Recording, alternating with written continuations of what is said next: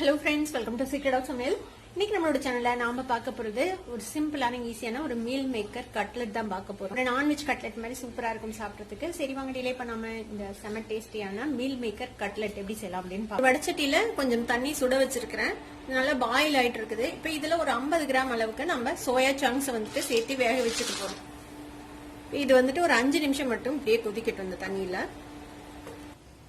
இப்போ ஒரு 5 நிமிஷம் நல்லா கொதிச்சிருக்குது. இப்போ நல்லா சாஃப்டா வெந்துருச்சு. இது நம்ம ஆஃப் பண்ணிட்டு இந்த தண்ணியை வந்துட்டு சுத்தமா வடிச்சிட்டு நல்ல தண்ணியில ஒரு 2-3 தடவை அலசிட்டு இதை நல்லா ட்ரையா புளிஞ்சு எடுத்துக்க போறோம். இதுல வந்துட்டு ஈரப்பதம் இல்லாம நல்லா புளிஞ்சு எடுத்துக்க போறோம். இப்போ நான் அதை நல்லா ட்ரெயின் பண்ணிட்டு வாஷ் பண்ணி புளிஞ்சிட்டு உங்களுக்கு காட்டுறேன். இப்போ நம்ம வேக வச்சு எடுத்த இந்த மீல் மேக்கரை வந்துட்டு நல்லா ஃப்ளோயிங் வாட்டர்ல 2-3 தடவை நல்லா அலசிட்டு சுத்தமா புளிஞ்சு எடுத்து வச்சிருக்கேன். இந்த மாதிரி நல்லா தண்ணி இல்லாம இந்த மாதிரி புளிஞ்சு எடுத்து வச்சுக்கோங்க. நம்ம இன்னும் இதை வந்துட்டு வதக்க போறோம். அப்ப மீதி இருக்கிற தண்ணி பதமும் போயிடும். இப்ப இதை வந்துட்டு நம்ம மிக்சியில போட்டு இதை மின்ஸ் பண்ணிக்க போறோம். இதை மிக்சியில போட்டு கோர்ஸா இதை அரைச்சு எடுத்துட்டு வந்துடுங்க. இப்ப இது மாதிரி நல்லா மின்ஸ் பண்ணி எடுத்துட்டு வந்தாச்சு. பேன் அடுப்புல வச்சிருக்கிறேன். இதுல வந்துட்டு கொஞ்சமா எண்ணெய் விட்டுக்கோங்க. ஒரு 1.5 டீஸ்பூன் அளவுக்கு எண்ணெய் விட்டா போதும். எண்ணெய் ஜாஸ்தி விட வேண்டாம். இப்ப இதுல ஒரு பெரிய வெங்காயத்தை இந்த மாதிரி ஃபைனா சாப் பண்ணி வச்சிருக்கிறேன். இந்த பெரிய வெங்காயத்தை இதுல சேர்த்துக்கலாம். மாதிரி லேசா கோல்டன் கலர் வர அளவுக்கு இதை வதக்கிக்கோங்க. இப்ப இது கூட நான் ஒரு 2 பச்சை மிளகாயை நல்லா ஃபைனா சாப் பண்ணி வச்சிருக்கிறேன். அதை சேர்த்திக்கலாம். கூடவே 1 டீஸ்பூன் அளவுக்கு இஞ்சி பூண்டு விழுது அதையும் சேர்த்திக்கோங்க. இப்ப இந்த இஞ்சி பூண்டு விழுதையும் நல்லா பச்சை வாசனை போக வதக்கி விட்டுருங்க. ஒரு நிமிஷம் வதக்கினா போதும். இப்போ நல்லா வதங்கிடுச்சு ஒரு நிமிஷத்துக்கு. இப்ப நம்ம அரைச்சு வச்சிருக்கிற இந்த மீல் மேக்கர் இருக்குல்ல அதை வந்துட்டு இதுல சேர்த்திடலாம்.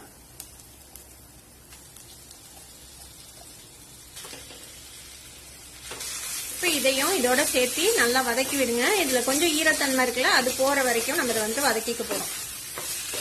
இப்ப இது கூட ஒரு ஸ்பூன் அளவுக்கு மைதா மாவு சேர்த்திக்கோங்க. இது வந்துட்டு நல்லா ஹோல்டு பண்ணிக்கோங்க. கட்லெட் பிரிஞ்சு வராம ஹெல்ப் பண்ணுறதுக்காக இதையும் சேர்த்து இதோட வதக்கி விட்டுக்கலாம்.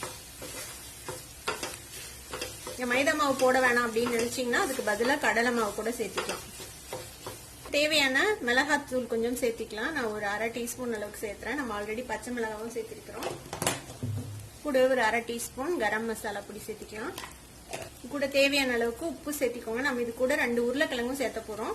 அதுக்கும் சேர்த்து உப்பு சேர்த்திக்கலாம். இதையும் சேர்த்து நல்லா மிக்ஸ் பண்ணி விட்டுறலாம். இது கூடவே நான் ஒரு 2 மீடியம் சைஸ் உருளைக்கிழங்க இந்த மாதிரி வேக வச்சு மேஷ் பண்ணி எடுத்து வச்சிருக்கேன். இந்த மேஷ் பொட்டேட்டோவை இதுக்குள்ள சேர்த்திடலாம்.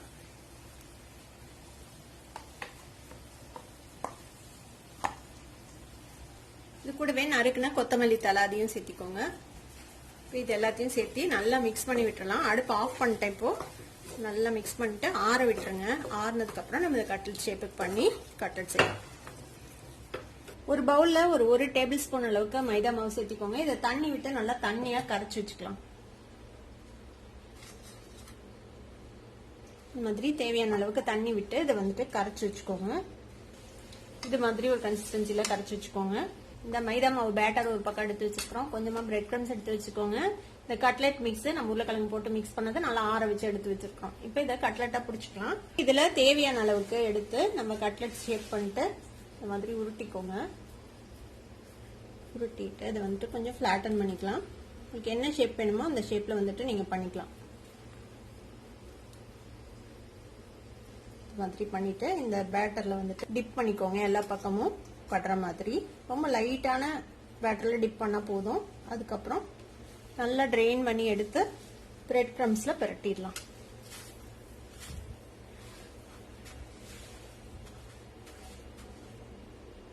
எக்ஸஸா இருக்கிற அந்த கிரம்ஸை வந்துட்டு இந்த மாதிரி தட்டிடுங்க. இந்த மாதிரியே நம்ம எல்லா கட்லெட்ஸையும் ரெடி பண்ணி வச்சுக்கலாம். எல்லாத்தையும் இந்த மாதிரி கட்லெட் ஷேப்ல தட்டி எல்லாம் கிரம் கோட் பண்ணி வச்சிருக்கோம். இப்போ இதை வந்துட்டு நம்ம டீப் ஃப்ரை பண்ணிக்கலாம். நீங்க டீப் ஃப்ரை பண்ணலாம், இல்லைன்னா ஷாலோ ஃப்ரை பண்ணலாம். உங்களுக்கு எப்படி வேணுமோ அந்த மாதிரி நீங்க வந்துட்டு செஞ்சுக்கலாம்.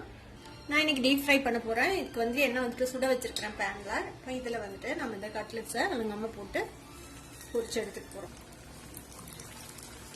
மீடியம் ஃப்ளேம்ல வச்சு இந்த மாதிரி பொரிச்சு எடுத்துக்கோங்க. நல்லா கிறிஸ்பா கோல்டன் கலர்ல வர வரைக்கும் நம்ம இதை பொரிச்சுக்க போறோம். ஒரு சைடு லேசா ஃப்ரை ஆனதுக்கு அப்புறம் நம்ம இதை வந்துட்டு டர்ன் பண்ணி போடலாம்.